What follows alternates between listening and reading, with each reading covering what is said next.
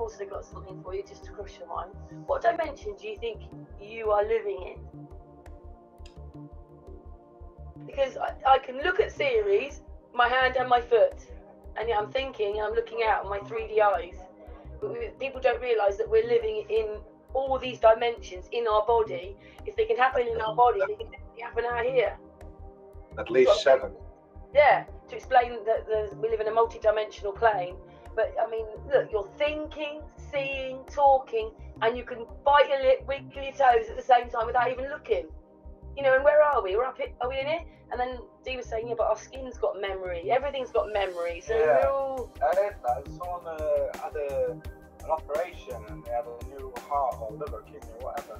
And the person that it came off was a boxer. And it was given to a woman. Yeah, they gave it to the woman and she started getting memories that he used to get, like ding ding, in the like you take on the part of that person. Like if I took a bit of skin off you and ate your skin, it's cannibalism, but I've got part of you that's in me and that becomes part of me. But even though we're all part of everything. People are not understanding this 4D concept that Ceres is trying to tell everybody. And then I suddenly thought, yeah, but us, we are multi-dimensional in our own bodies. If it happens in our own bodies, it can definitely happen outside our bodies. If it's happening inside, it'll happen outside. People don't realise, they haven't even questioned that you know, don't worry about what Ceres is talking about. You're already living in multi-dimensions. They haven't realised, have they, Ceres? It's all about awareness. Yeah, it just came to me the other day about we're in different dimensions. You know, I can look around, I can think. You go to different dimensions. Yeah, even in our body, can't we? Because we go to sleep. You astral travel. There's different dimensions you go anyway. But this whole bit is we make our own reality, and this person, I'm making a video about it now. It's a bit like he's saying, everybody thinks it's out here, it's the screen of reality. It's not. The screen's in your head, and the reality is in your head. And this is a bit where they don't take responsibility for themselves. They think it's out there, but it's not, it's in here. And that would be taking responsibility for myself, which Ceres keeps telling everybody on every hangout. People just do not take responsibility for themselves. It's true, isn't it? In a way, if you really want to be free, the only way to get it is to be actually responsible for your own freedom. Take responsibility for your own freedom. It's the only way. You think some of us are a bit like, we say we're not free, and then here comes the cage, you open the door, and instead of a little birdie flying out, everybody's left in the cage. They think, because they're only used to the cage. Yeah. Afraid to be free, in a sense. But look, Ceres, aren't all of us starting to be in freedom? It may not feel quite like freedom, but we are, because we're free in our hearts now. My heart and my mind is free. Yeah. The only thing that doesn't let us be free is money. The existence of money. Oh, yeah. That is the ego itself is everything about awareness. And as soon as you are aware about its unawareness, you already killed it. Because it can't have any power over you anymore, because you are aware of its unawareness. But we are as people, the ones that have woken up. You've got no power over me. In here.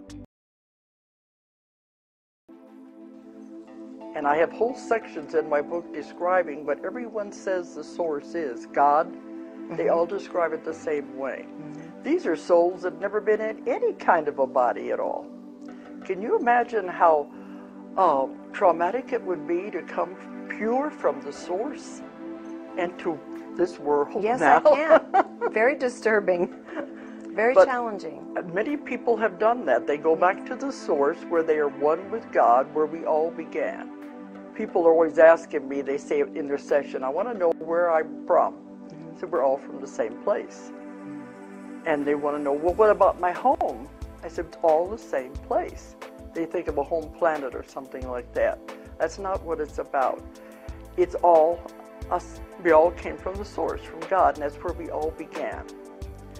And when they're there, it is so full of love, and it's all this togetherness that they don't want to leave. Yes. So in the sessions, I asked them, well, why did you leave? It was so beautiful. I know they left because I'm talking to a body that's laying on the bed. Why did you leave? And they all say the same thing. We heard the call. They heard the call that went out, even to the other planets, to the space people, and to the ones who had never been out in from the source. We heard the call, Earth is in trouble. Will you go and help? And many of them describe meetings on the spirit side even, where they're saying, who wants to go and help? And I had one woman said, and I raised my hand. And she said, what was I thinking of? No, there you go. So here she is, and here many of them are. And this story, so there are these consistencies you're hearing. Oh, I do thousands and thousands of people. Yes. When you get the same story for so many people, I put this all together like a puzzle. Yes. Bits and pieces. So the first wave were the ones that had the most trouble. I guess you would say they were in their later 50s, some were in their 40s, but some people say they think the early 60s would fall into the same pattern. It probably will, because that's about how long ago that we dropped the bomb. Mm-hmm. But these are the ones who don't want to be here. They're very unhappy. They have good families, they have jobs, but they don't want to be here. They don't like it. They want to go home. They don't know where home is, but they know it's not here. They don't like the violence, they don't understand it, and many of these first wavers have tried to commit suicide at different points in their life to get out of here. I have a question at this point. If they came in and they went through the traditional thing that happens when you incarnate here, which is essentially a case of amnesia, and they don't understand consciously what they're doing here, what are they functionally doing while they're here to help shift those frequencies or further this evolutionary process? The first wave are just living like everybody else. It's the second wave that are doing the different things. But the first wave are the ones who they don't want to be here, and they wanted to commit suicide, and they've had a very hard time. But the second wave, I found, would be in their 20s, 30s, maybe some over into the 40s. And when I'm doing them, they said they are called antennas, generators. They're here just to generate positive energy to affect everyone else. Yes, that makes sense. My son is in that age group, and he and his friends are just beautiful beings who really do work toward generating communal friendships, supporting each other, non-judgment. It's beautiful. Well, they said those kind of people can walk through a crowded mall or a store, and their energy will affect anyone that is there. Yes. Not consciously, they don't realize what they're doing, but their energy is supposed to be generated to affect other people. And I've had people come and say, what's my purpose? What am I supposed to be doing here? And the second wave, they'll usually say, you're just to be. And they don't like that when they wake up. They say, but I wanted to be doing something. All you're supposed to do is just be and allow the energy to affect other people. Yes. But the irony of it is that a lot of the second wavers don't like people, and they don't want to be around them. Their energy bothers them. But they're supposed to be affecting people, so they stay home. So they're not doing what they're supposed to be doing. A lot of the second wavers, some of the first and the second do get married, but a lot of them don't want to because it's just it's sticky, it's dense, yes. And the second wave especially, they don't want to have children because they said having children creates karma, and they don't want to make any more karma. They want to do what they're supposed to do and get out of here. They don't want to be stuck here because if they create karma, they're going to have to stay. So many of them don't want children, and they work from their home. The second wavers do, so they keep away from people. But they're very gentle, loving people. And I asked them one time, well, why did the first wave have such a hard time? They said, somebody has to be the beginning. Somebody has to be the one that creates the path, the way shower. And they started, and then the others, the second wave, followed, so they had an easier time. Yes. And that makes sense. That's the and difference. Now their children are these little amazing little 3, 4, 5, 6. Well, not theirs. It's just the third wave. The third wave, yes. The third wave of because beings. Some of them don't want children. Right. Some of them could be, they're born to whomever, but that next one is really interesting. The third wave are the children. And some of them now are in their teens. But these are the hope of the world. They're the gift of the world. They're here to really make a difference. And of course, the last thing these children should be done is put on medicine and medication. Gosh. Oh. That's the last Let's not thing, even because go there. they are functioning at a different level. They have come in with all of their genetics, everything is in place, because they are a totally new species. And I've spoken at conferences about the new children where they're trying to educate the educators. And they have panels of these kids. And you know, they're always saying, well, they're disruptive in the classrooms. That's why they have to put them on the medication. And they've said at the conferences, the reason they're disruptive is because they're bored. Yes.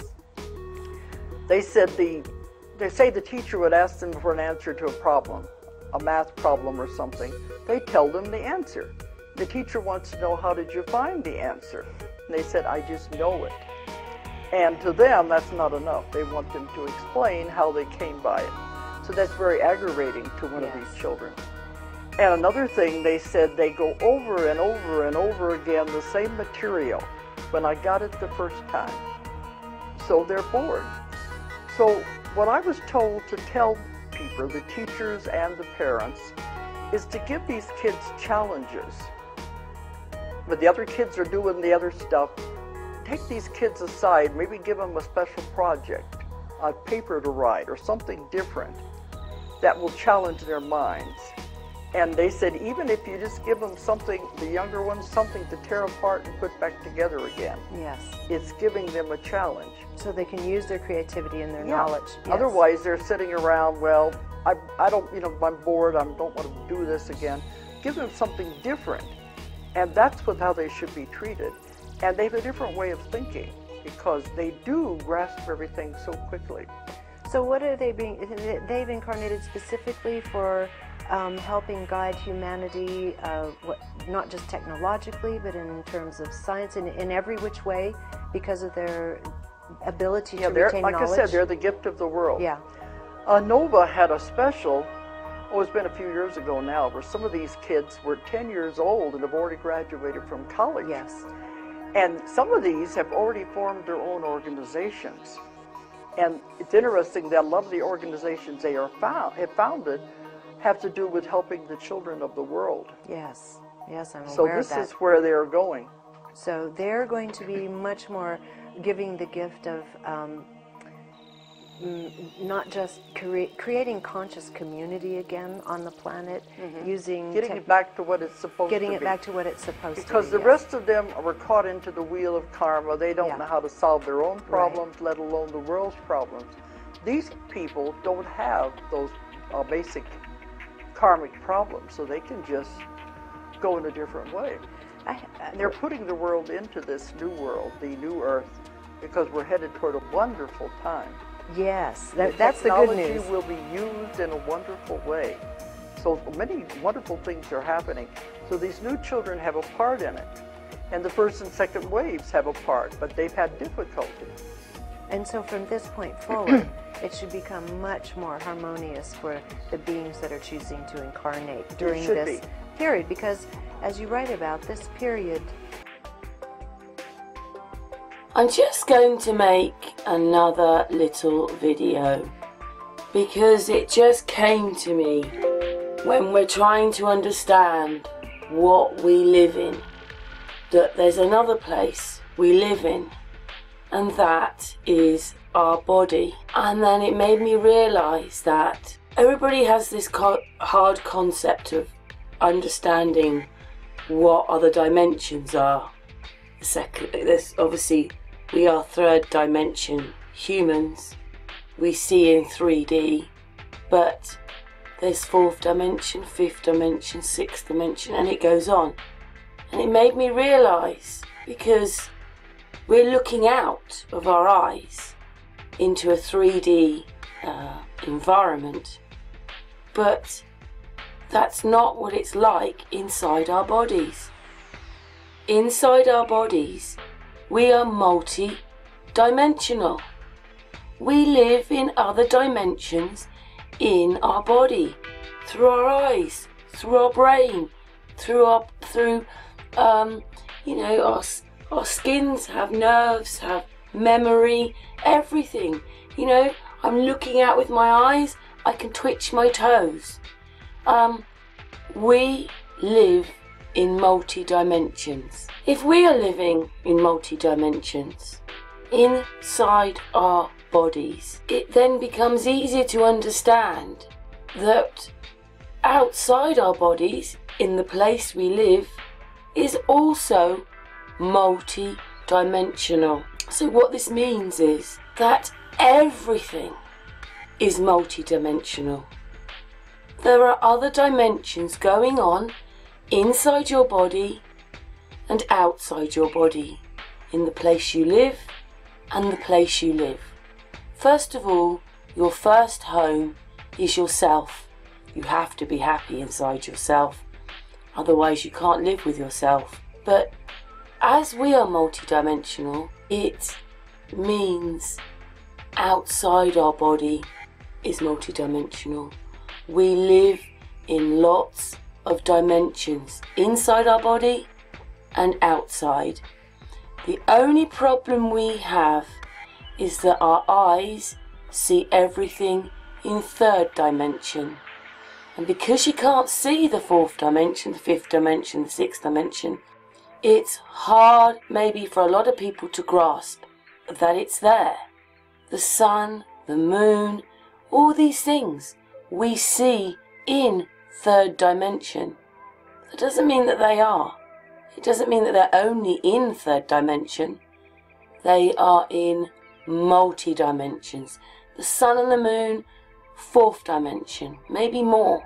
But we see what we see in this dimension. We've been made to see in third dimension.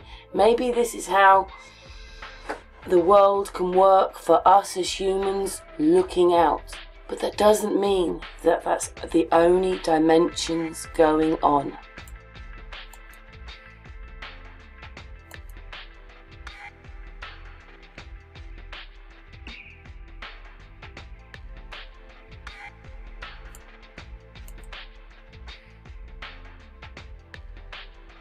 So, looking up information, I've come across someone who understands that we do live in many dimensions inside our body.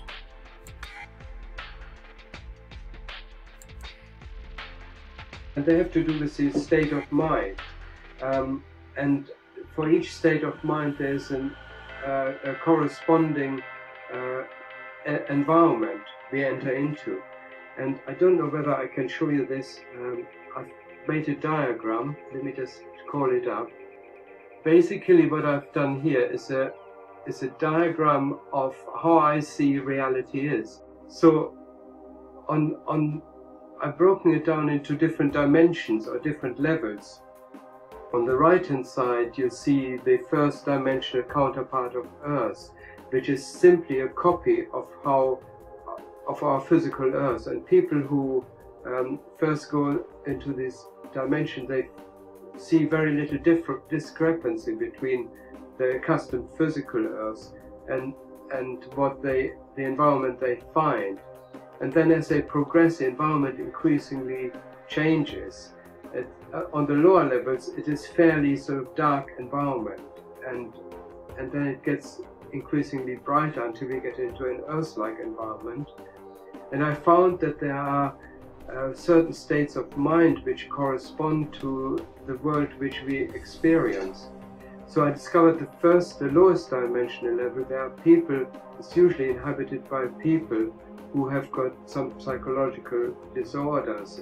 Either they are paranoids, or they may have ego problems or self-centered or issues.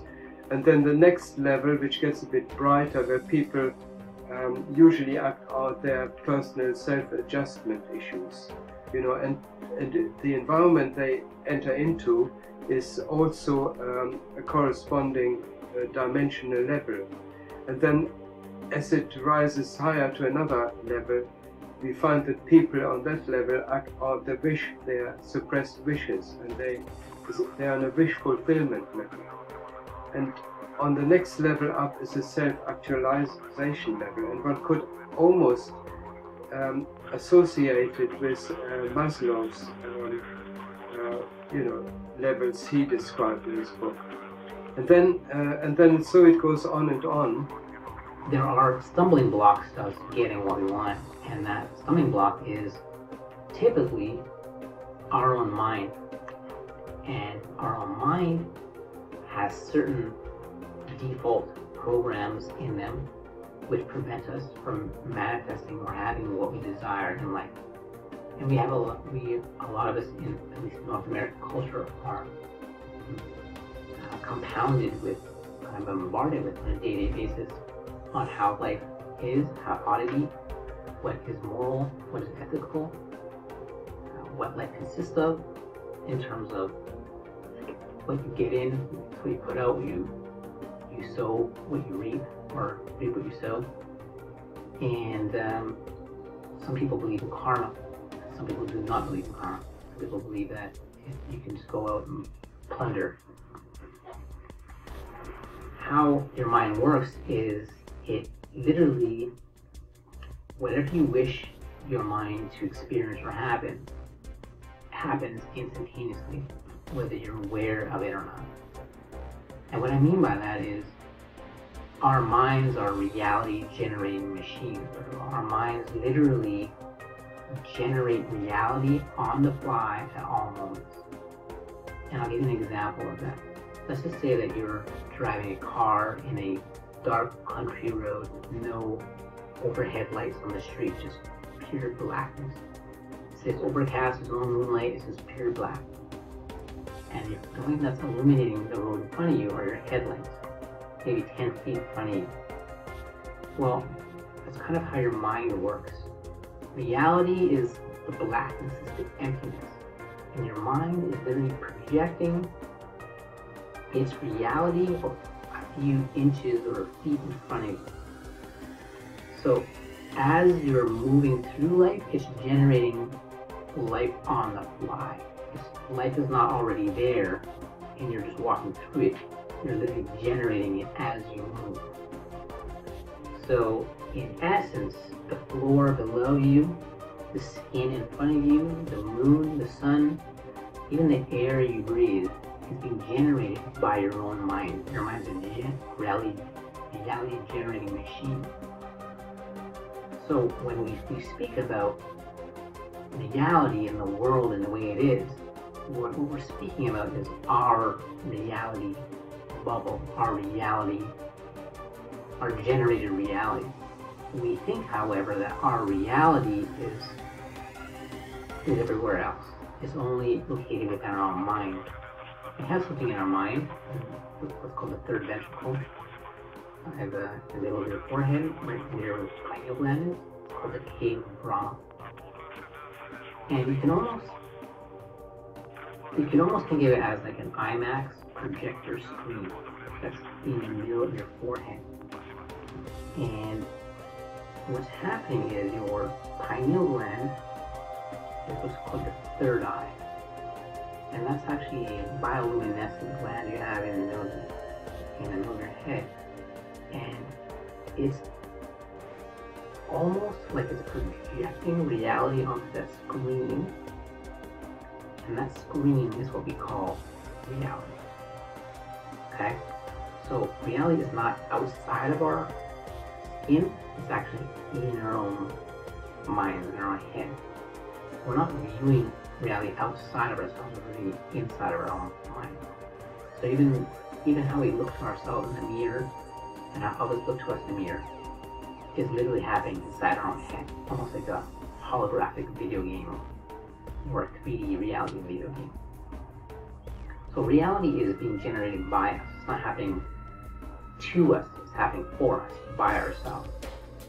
So when we think about reality and things we want to get, things that we desire, we tend to think that it's out there in the world and we need to get it from the world. It needs to come to us somehow from the world, outside of us. However, reality is not outside of us. even that concept that we need to attract it from outside of us is a flawed concept. And that itself prevents things from manifesting in your life, because your whole idea of how reality works is flawed from the core.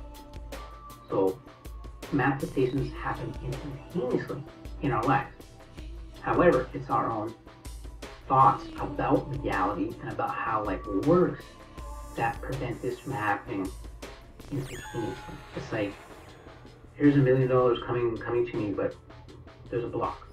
That block is a thought that opposes the $1 million coming to me, because I don't believe $1 million can come to me that easy. So I think, well, it's got to be hard. It's got to be a lot of intricate things to get $1 million in my life. So it's like you block the $1 million coming to you or yourself manifesting. So we have all these blocks built up. And these blocks are our own thoughts and how we have been born and bred to believe how reality works. You must work hard. You must put sweat and bones and tears into it, and you call it worker, and you gotta really go to college and school and spend $50,000 or $100,000 to get a college degree. Maybe you'll get a job, maybe you won't. There's all these uncertainties about reality and where we're going and how to get what we want. Yet these are all stories. These are all stories that other people are telling us about our reality. But no one knows our reality, because we decide internally what our reality is about, not other people. If you let other people say what your reality is about, then you accept their limitations about how reality works to you, which then in turn will limit you further on how to get what you want or manifest. So, our minds are reality generating machines. Now, what determines what you manifest and what you don't manifest? That we can call the ego or the censor. The ego or the censor is a part of your mind which limits information. It governs information. It's the governor. Okay? Now, govern means to limit, to control. You know what ment means? Ment means the mind. So government means what? Control the mind. Exactly. Okay? They're telling you what they're doing. Not that anything to be concerned about. Words speak more than what we think, right? So we are the government of our own minds. And what governs our own minds are our belief systems. So what are our belief systems built upon? On limitations. You can't do this, you can't do that. When I was a little kid, my friends would say, yeah, I have an imaginary friend, or my friend's Fred, or whatever, and their parents would be like, no, you're silly, blah, blah, blah, blah. Really limiting devalidating their reality. And our realities have been devaluated, or devalidated our whole lives by one person or another. Brothers, siblings, parents, school teachers, bullies, whatever. Media, TV, radio, video games, you name it. As a consequence, our realities are built around these invisible barriers, our own mind government programs, okay, which are limiting our minds or governing what we're capable of thinking or believing. So, in essence, our minds are generating reality. Now, people say to us, people have told me, I think the mind's a pretty powerful thing. The mind's a pretty powerful thing. We're only using 8% of our brain or 4%. They're thinking about that in the context of here's reality, and our mind is this thing that's in reality, and it's a pretty powerful thing within reality. But what people don't understand is your mind is generating the reality that you see to begin with. So it's not a powerful thing, it's the most powerful thing. Because the floor you're stepping on is powered by your own brain. The sun beaming out there, which is an immense object, is powered by your own brain. The cells, the atoms of that sun are powered by your own mind. That's projecting that in front of you. So it is the most powerful. So to think of your mind as separate from reality is a gigantic flaw. It is.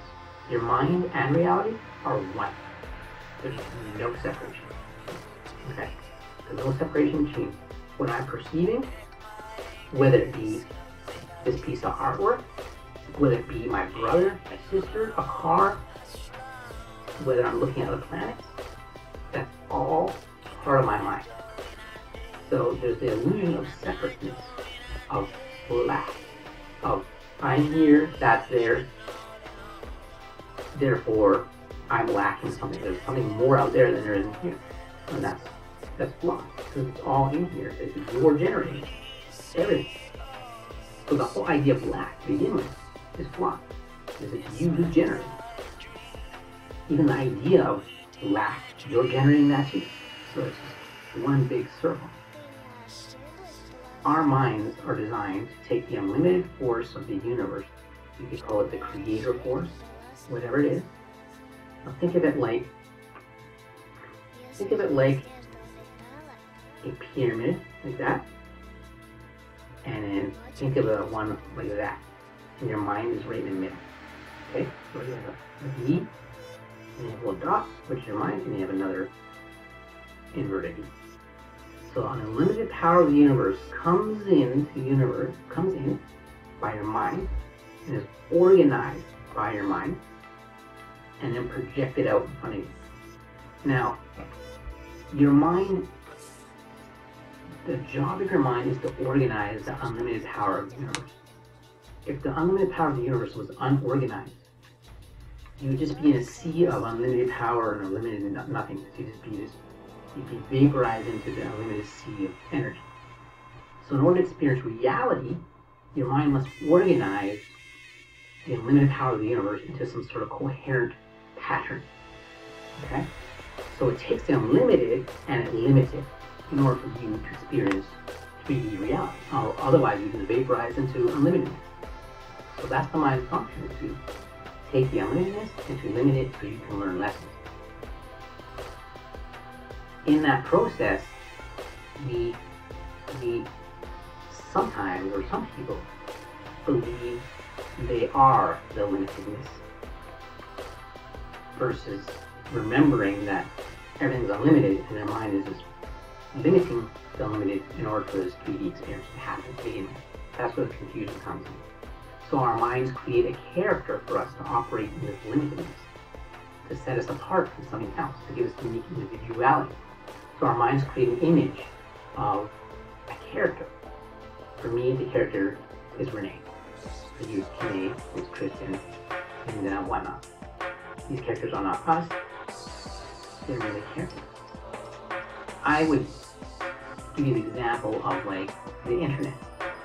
There's this global thing called the internet, and we're all connected to this digital world of ones and zeros. Now, each of us connects to the internet differently. Okay? I have a Intel Pentium 4 computer with 4 gigs of RAM and whatever. I view the internet a little differently than you. You view the internet with a laptop and won't download programs, watch videos. Okay, so you view it differently. And you just put the internet on their phone, and that's their access to the internet. Okay? That's how they view the world. However, are we our computer? No, we're operating the vehicle in which to view reality. We're not the computer itself. Now you know there are people who have computers that are infected with viruses that are really slow, that have corrupt programs on them, that some viruses spread to other viruses and other computer systems. Some are really fast computers, some really slow computers, some are mega supercomputers, some are websites that trick you. So the better the software, the better the cleaner the software, the faster the computer, the more it's maintained, the better your viewing experience and experience of reality or the internet is going to be.